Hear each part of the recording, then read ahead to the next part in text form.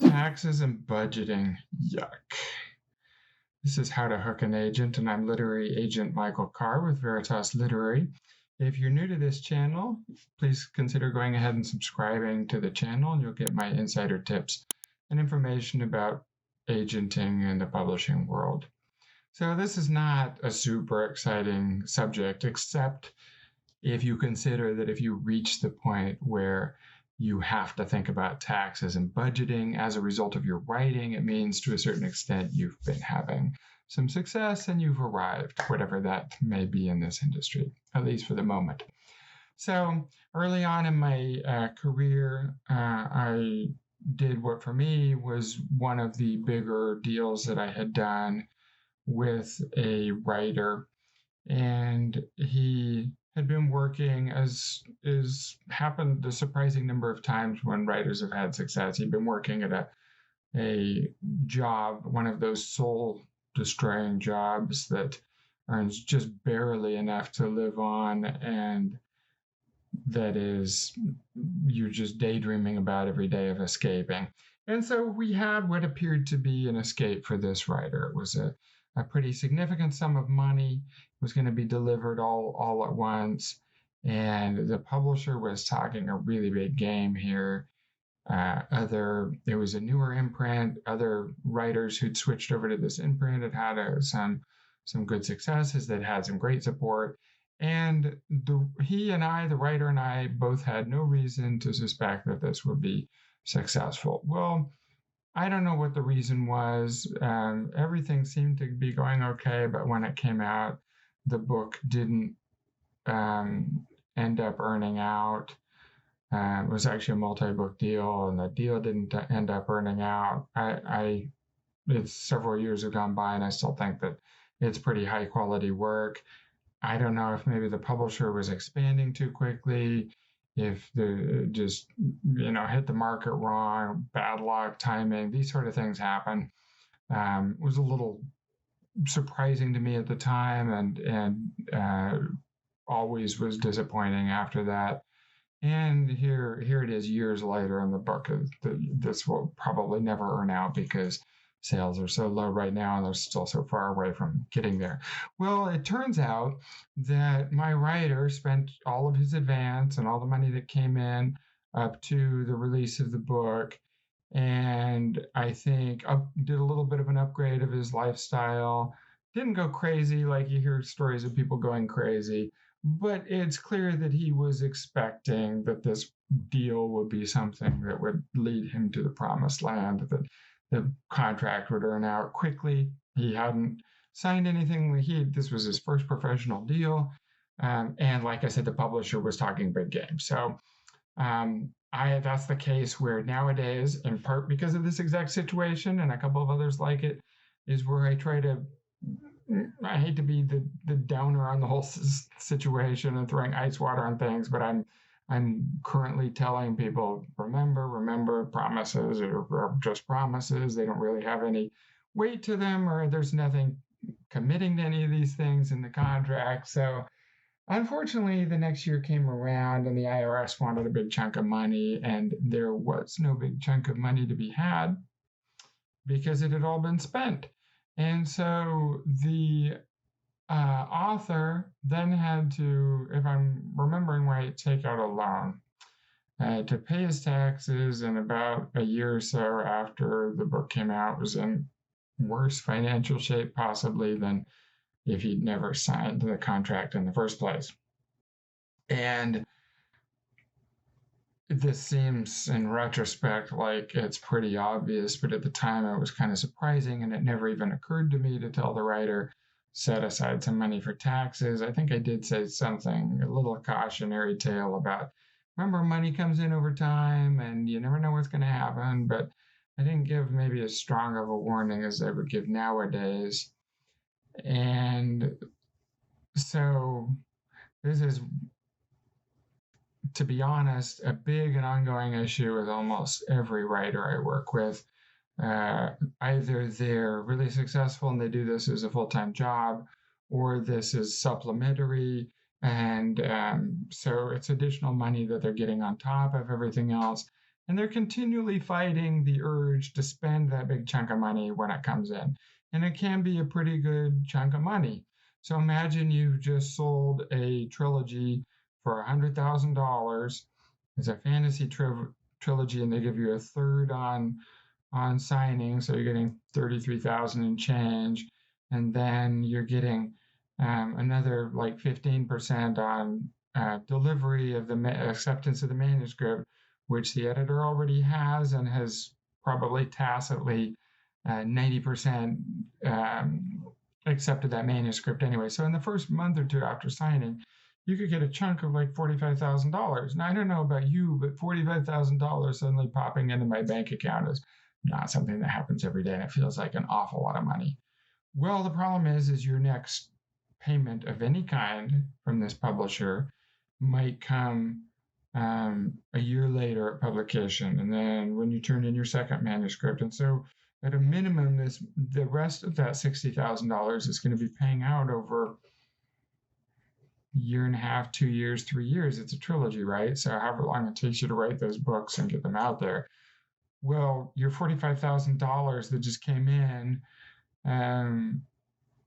is great, but if you went and spent that, and then you have to live for the next 2 years on $60,000. So this is why you're going to, just looking at the math up front, you can realize that there's a little bit of a problem. Now, a number of things can happen to that. 2 weeks from the start, they might sell German rights for 35,000 euros, and then 15,000 euros for Italian rights, or whatever. They might then $20,000 for audio rights, and before your first book is even out, you might have earned back 3/4 of your advance. That happens. It's not uncommon. You can't count on it.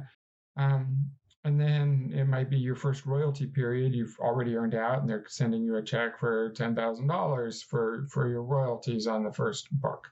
That's quite possible and happens fairly regularly. The reality is you got $100,000 for 3 books is probably because they're figuring it's going to take you, their profit and loss statement is counting on the fact that it's really going to take those 3 books, most likely, to earn back their investment, in which case you're not going to get any royalties on that, even if the series does relatively well, until 6 months or so after the 3rd book has been released, when you finally earned out the rest of that advance. So, that's one situation that can come up. For other writers who are successful, and I'm going to I have a couple of writers who've had fairly nice sized royalty checks come in. I've had cases where someone's 6-month royalty check, several periods running, was 6 figures. But then even with that person, they don't know exactly how their books are selling until 6 months later when they get their second biannual statement. And it can happen where someone can have a drop off of like 90% from one royalty statement to the other. It's just the way the publishing industry works. So even if it looks like your books are selling really well, they can just drop off a cliff.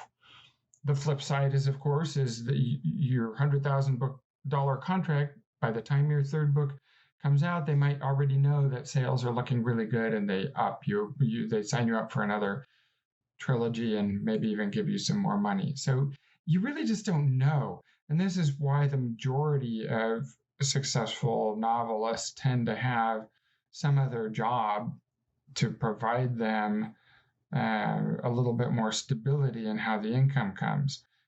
A lot of writers were never that great at budgeting to begin with. Maybe that's why they thought the math worked to be a professional novelist. I don't know.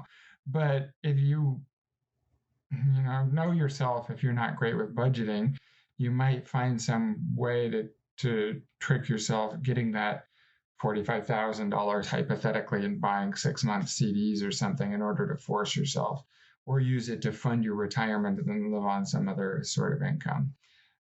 In general, people I know who are successful novelists and have some other job tend to do pretty well financially, but it's in part because they've given themselves a second job writing books, which is not necessarily their dream.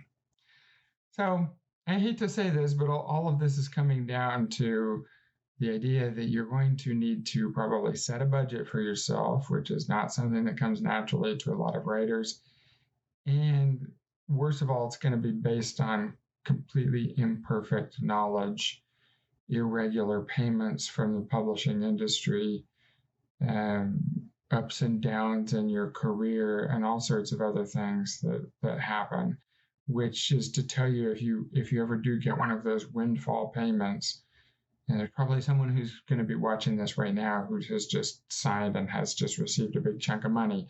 Doesn't matter the size of that windfall, right? You could be become a mega bestseller, and it could be a $2 million book contract.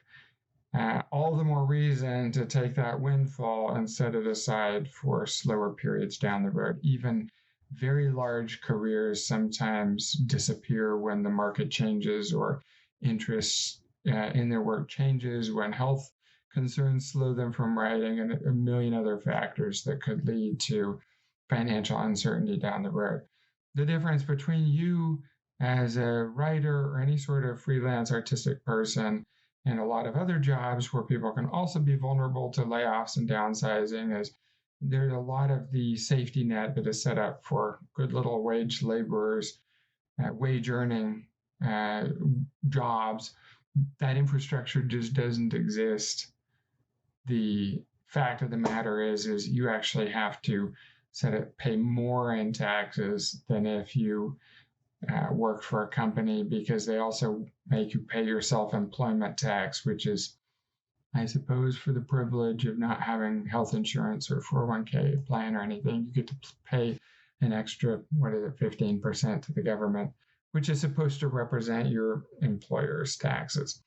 A couple of other final pieces of advice. If it looks like you are reaching a regular threshold of earning a good living, in order to work a little bit around the tax penalties of being a freelancer, you might consider incorporating yourself as corporation, and then your accountant you can get some of the benefits that for some mysterious reason are built into the system for being a corporation and not someone working on your own, including the ability to contribute to a 401k plan,